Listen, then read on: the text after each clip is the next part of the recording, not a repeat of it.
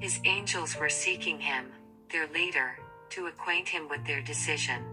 They will unite with Satan in his plans, and with him bear the responsibility, and share the consequences. Satan cast off his feelings of despair and weakness, and, as their leader, fortified himself to brave out the matter, and do all in his power to defy the authority of God and his Son. He acquainted them with his plans. If he should come boldly upon Adam and Eve and make complaints of God's own Son, they would not listen to him for a moment, but would be prepared for such an attack. Should he seek to intimidate them because of his power, so recently an angel in high authority, he could accomplish nothing. He decided that cunning and deceit would do what might, or force, could not. God assembled the angelic host to take measures to avert the threatened evil. It was decided in heaven's council for angels to visit Eden and warn Adam that he was in danger from the foe. 2 angels sped on their way to visit our first parents. The holy pair received them with joyful innocence, expressing their grateful thanks to their Creator for thus surrounding them with such a profusion of his bounty. Everything lovely and attractive was theirs to enjoy, and everything seemed wisely adapted to their wants, and that which they prized above all other blessings was the society of the Son of God and the heavenly angels, for they had much to relate to them at every visit, of their new discoveries of the beauties of nature in their lovely Eden home, and they had many questions to ask relative to many things which they could but indistinctly comprehend. The angels graciously and lovingly gave them the information they desired. They also gave them the sad history of Satan's rebellion and fall. They then distinctly informed them that the tree of knowledge was placed in the garden to be a pledge of their obedience and love to God, that the high and happy estate of the holy angels was to be retained upon condition of obedience, that they were similarly situated, that they could obey the law of God and be inexpressibly happy, or disobey, and lose their high estate, and be plunged into hopeless despair. They told Adam and Eve that God would not compel them to obey, that he had not removed from them power to go contrary to his will, that they were moral agents, free to obey or disobey. There was but one prohibition that God had seen fit to lay upon them as yet. If they should transgress the will of God, they would surely die. They told Adam and Eve that the most exalted angel, next in order to Christ, refused obedience to the law of God which he had ordained to govern heavenly beings, that this rebellion had caused war in heaven which resulted in the rebellious being expelled therefrom, and every angel was driven out of heaven who united with him in questioning the authority of the great Jehovah, and that this fallen foe was now an enemy to all that concerned the interest of God and his dear Son. They told them that Satan purposed to do them harm, and it was necessary for them to be guarded, for they might come in contact with the fallen foe, but he could not harm them while they yielded obedience to God's command, for, if necessary, every angel from heaven would come to their help rather than that he should in any way do them harm. But if they disobeyed the command of God, then Satan would have power to ever annoy, perplex, and trouble them. If they remained steadfast against the first insinuations of Satan, they were as secure as the heavenly angels. But if they yielded to the tempter, he who spared not the exalted angels, would not spare them. They must suffer the penalty of their transgression, for the law of God was as sacred as himself, and he required implicit obedience from all in heaven and on earth. The angels cautioned Eve not to separate from her husband in her employment, for she might be brought in contact with this fallen foe. If separated from each other, they would be in greater danger than if both were together. The angels charged them to closely follow the instructions God had given them in reference to the tree of knowledge, for in perfect obedience they were safe, and this fallen foe could then have no power to deceive them. God would not permit Satan to follow the holy pair with continual temptations. He could have access to them only at the tree of knowledge of good and evil. Adam and Eve assured the angels that they should never transgress the express command of God, for it was their highest pleasure to do his will. The angels united with Adam and Eve in holy strains of harmonious music, and as their songs pealed forth from blissful Eden, Satan heard the sound of their strains of joyful adoration to the Father and Son. And as Satan heard it, his envy, hatred, and malignity increased, and he expressed his anxiety to his followers to incite them, Adam and Eve, to disobedience, and at once bring down the wrath of God upon them, and change their songs of praise to hatred, and curses to their Maker. Satan assumes the form of a serpent, and enters Eden. The serpent was a beautiful creature, with wings, and while flying through the air, his appearance was bright, resembling burnished gold. He did not go upon the ground, but went from place to place through the air, and ate fruit like man. Satan entered into the serpent, and took his position in the tree of knowledge, and commenced leisurely eating of the fruit. Eve, unconsciously at first, separated from her husband in her employment. When she became aware of the fact, she felt that there might be danger, but again she thought herself secure, even if she did not remain close by the side of her husband. She had wisdom and strength to know if evil came, and to meet it. This the angels had cautioned her not to do. Eve found herself gazing with mingled curiosity and admiration upon the fruit of the forbidden tree. She saw it was very lovely, and was reasoning with herself why God had so decidedly prohibited their eating or touching it. Now was Satan's opportunity. He addressed her as though he was able to divine her thoughts. Yea, hath God said, Ye shall not eat of every tree of the garden? Thus, with soft and pleasant words, and with musical voice, he addressed the wondering Eve. She was startled to hear a serpent speak. He extolled her beauty and exceeding loveliness, which was not displeasing to Eve. But she was amazed, for she knew that to the serpent God had not given the power of speech. Eve's curiosity was aroused. Instead of fleeing from the spot, she listened to hear a serpent talk. It did not occur to her mind that it might be that fallen foe, using the serpent as a medium. It was Satan that spoke, not the serpent. Eve was beguiled, flattered, infatuated. Had she met a commanding personage, possessing a form like the angels, and resembling them, she would have been upon her guard. But that strange voice should have driven her to her husband's side to inquire of him why another should thus freely address her. But she enters into a controversy with the serpent. She answers his question, We may eat of the fruit of the trees of the garden.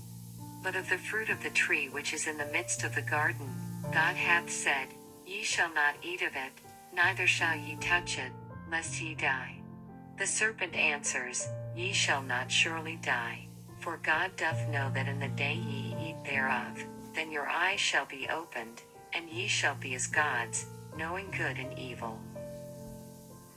Satan would convey the idea that by eating of the forbidden tree, they would receive a new and more noble kind of knowledge than they had hitherto attained.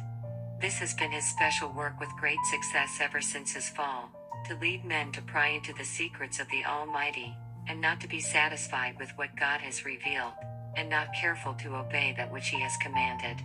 He would lead them to disobey God's commands, and then make them believe that they are entering a wonderful field of knowledge. This is purely supposition, and a miserable deception. They fail to understand what God has revealed, and disregard his explicit commandments, and aspire after wisdom, independent of God, and seek to understand that which he has been pleased to withhold from mortals. They are elated with their ideas of progression, and charmed with their own vain philosophy, but grope in midnight darkness relative to true knowledge. They are ever learning, and never able to come to the knowledge of the truth. It was not the will of God that this sinless pair should have any knowledge of evil. He had freely given them the good, but withheld the evil. Eve thought the words of the serpent wise, and she received the broad assertion, Ye shall not surely die. For God doth know that in the day ye eat thereof then your eyes shall be opened, and ye shall be as gods knowing good and evil, making God a liar. Satan boldly insinuates that God had deceived them to keep them from being exalted in knowledge equal with himself. God said, If ye eat ye shall surely die. The serpent said, If ye eat ye shall not surely die. The tempter assured Eve that as soon as she ate of the fruit she would receive a new and superior knowledge that would make her equal with God. He called her attention to himself. He ate freely of the tree and found it not only perfectly harmless, but delicious and exhilarating, and told her that it was because of its wonderful properties to impart wisdom and power that God had prohibited them from tasting or even touching it, for he knew its wonderful qualities. He stated that by eating of the fruit of the tree forbidden them was the reason he had attained the power of speech. He intimated that God would not carry out his word. It was merely a threat to intimidate them and keep them from great good. He further told them that they could not die. Had they not eaten of the tree of life which perpetuates immortality? He said that God was deceiving them to keep them from a higher state of felicity and more exalted happiness. The tempter plucked the fruit and passed it to Eve. She took it in her hand. "Now," said the tempter, "you were prohibited from even touching it lest you die." He told her that she would realize no more sense of evil and death in eating than in touching or handling the fruit. Eve was emboldened because she felt not the immediate signs of God's displeasure. She thought the words of the tempter all wise and correct. She ate, and was delighted with the fruit. It seemed delicious to her taste, and she imagined that she realized in herself the wonderful effects of the fruit. She then plucked for herself of the fruit and ate, and imagined she felt the quickening power of a new and elevated existence as the result of the exhilarating influence of the forbidden fruit. She was in a strange and unnatural excitement as she sought her husband, with her hands filled with the forbidden fruit. She related to him the wise discourse of the serpent, and wished to conduct him at once to the tree of knowledge. She told him she had eaten of the fruit, and instead of her feeling any sense of death, she realized a pleasing, exhilarating influence. As soon as Eve had disobeyed, she became a powerful medium through which to occasion the fall of her husband. I saw a sadness come over the countenance of Adam. He appeared afraid and astonished. A struggle appeared to be going on in his mind. He told Eve he was quite certain that this was the foe that they had been warned against, and if so, that she must die. She assured him she felt no ill effects, but rather a very pleasant influence, and entreated him to eat. Adam quite well understood that his companion had transgressed the only prohibition laid upon them as a test of their fidelity and love. Eve reasoned that the serpent said they should not surely die, and his words must be true, for she felt no signs of God's displeasure, but a pleasant influence, as she imagined the angels felt. Adam regretted that Eve had left his side, but now the deed was done. He must be separated from her whose society he had loved so well. How could he have it thus? His love for Eve was strong, and in utter discouragement he resolved to share her fate. He reasoned that Eve was a part of himself, and if she must die, he would die with her, for he could not bear the thought of separation from her. He lacked faith in his merciful and benevolent Creator. He did not think that God, who had formed him out of the dust of the ground into a living, beautiful form, and had created Eve to be his companion, could supply her place. After all, might not the words of this wise serpent be correct? Eve was before him, just as lovely and beautiful, and apparently as innocent, as before this act of disobedience. She expressed greater, higher love for him than before her disobedience, as the effects of the fruit she had eaten. He saw in her no signs of death. She had told him of the happy influence of the fruit, of her ardent love for him, and he decided to brave the consequences. He seized the fruit and quickly ate it, and, like Eve, felt not immediately its ill effects. Eve had thought herself capable of deciding between right and wrong. The flattering hope of entering a higher state of knowledge had led her to think that the serpent was her especial friend, possessing a great interest in her welfare. Had she sought her husband, and they had related to their maker the words of the serpent, they would have been delivered at once from his artful temptation. God instructed our first parents in regard to the tree of knowledge, and they were fully informed relative to the fall of Satan, and the danger of listening to his suggestions. He did not deprive them of the power of eating the forbidden fruit. He left them as free moral agents to believe his word, obey his commandments and live, or believe the tempter, disobey and perish. They both ate, and the great wisdom they obtained was the knowledge of sin, and a sense of guilt. The covering of light about them soon disappeared, and under a sense of guilt, and loss of their divine covering, a shivering seized them, and they tried to cover their exposed forms. The Lord would not have them investigate the fruit of the tree of knowledge, for then they would be exposed to Satan masked. He knew that they would be perfectly safe if they touched not the fruit. Our first parents chose to believe the words, as they thought, of a serpent, yet he had given them no tokens of his love. He had done nothing for their happiness and benefit, while God had given them everything that was good for food, and pleasant to the sight. Everywhere the eye might rest was abundance and beauty, yet Eve was deceived by the serpent, to think that there was something withheld which would make them wise, even as God. Instead of believing and confiding in God, she basely distrusted his goodness, and cherished the words of Satan. After Adam's transgression, he at first imagined that he felt the rising to a new and higher existence. But soon the thought of his transgression terrified him. The air that had been of a mild and even temperature seemed to chill them. The guilty pair had a sense of sin. They felt a dread of the future, a sense of want, a nakedness of soul.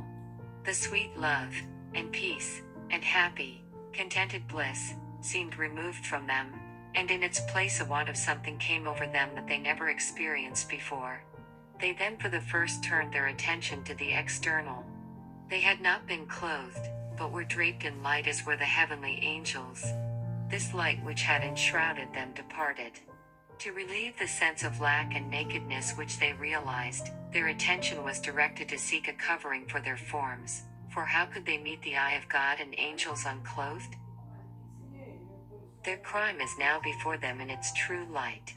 Their transgression of God's express command assumes a clearer character.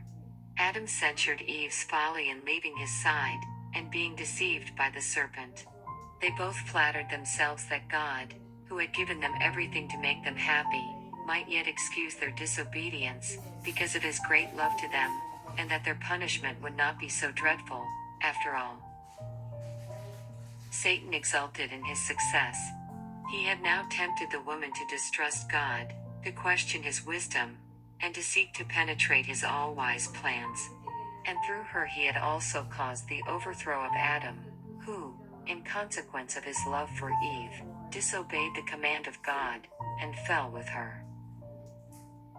The news of man's fall spread through heaven, every heart was hushed. The angels cast their crowns from their heads in sorrow. All heaven was in agitation.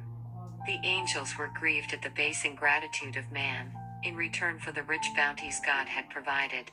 A council was held to decide what must be done with the guilty pair. The angels feared that they would put forth the hand, and eat of the tree of life, and thus perpetuate a life of sin. The Lord visited Adam and Eve, and made known to them the consequence of their disobedience. As they hear God's majestic approach, they seek to hide themselves from his inspection, whom they delighted, while in their innocence and holiness, to meet. And the Lord God called unto Adam, and said unto him, Where art thou? And he said, I heard thy voice in the garden, and I was afraid because I was naked, and I hid myself. And he said, Who told thee that thou wast naked? Hast thou eaten of the tree whereof I commanded thee that thou shouldest not eat? This question was asked by the Lord, not because he needed information, but for the conviction of the guilty pair. How didst thou become ashamed and fearful?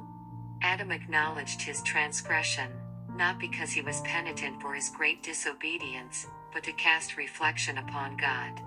The woman whom thou gavest to be with me, she gave me of the tree, and I did eat. The woman was then addressed, What is this that thou hast done? Eve answered, The serpent beguiled me, and I did eat.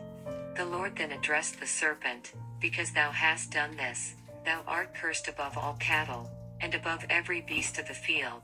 Upon thy belly shalt thou go, and dust shalt thou eat all the days of thy life. As the serpent had been exalted above the beasts of the field, he should be degraded beneath them all, and be detested by man, inasmuch as he was the medium through which Satan acted. And unto Adam he said, Because thou hast hearkened unto the voice of thy wife, and hast eaten of the tree of which I commanded thee, saying, Thou shalt not eat of it, cursed is the ground for thy sake, in sorrow shalt thou eat of it all the days of thy life, thorns also and thistles shall it bring forth to thee, and thou shalt eat the herb of the field. In the sweat of thy face shalt thou eat bread till thou return unto the ground. God cursed the ground because of their sin in eating of the tree of knowledge, and declared, In sorrow shalt thou eat of it all the days of thy life. He had apportioned them the good, but withheld the evil. Now God declares that they shall eat of it, that is, they should be acquainted with evil all the days of their life. The race from that time forward was to be afflicted by Satan's temptations. A life of perpetual toil and anxiety was appointed unto Adam, instead of the happy, cheerful labor he had hitherto enjoyed. They should be subject to disappointment, grief and pain, and finally come to dissolution. They were made of the dust of the earth, and unto dust should they return. They were informed that they would have to lose their Eden home. They had yielded to Satan's deception and believed the word of Satan, that God would lie. By their transgression they had opened a way for Satan to gain access to them more readily, and it was not safe for them to remain in the Garden of Eden, lest in their state of sin, they gain access to the tree of life, and perpetuate a life of sin. They entreated to be permitted to remain, although they acknowledged that they had forfeited all right to blissful Eden. They promised that they would in the future yield to God implicit obedience. They were informed that in their fall from innocence to guilt, they gained no strength but great weakness. They had not preserved their integrity while they were in a state of holy, happy innocence, and they would have far less strength to remain true and loyal in a state of conscious guilt. They were filled with keenest anguish and remorse. They now realized that the penalty of sin was death. Angels were commissioned to immediately guard the way of the tree of life. It was Satan's studied plan that Adam and Eve should disobey God, receive his frown, and then partake of the tree of life, that they might perpetuate a life of sin. But holy angels were sent to debar their way to the tree of life. Around these angels flashed beams of light on every side, which had the appearance of glittering swords.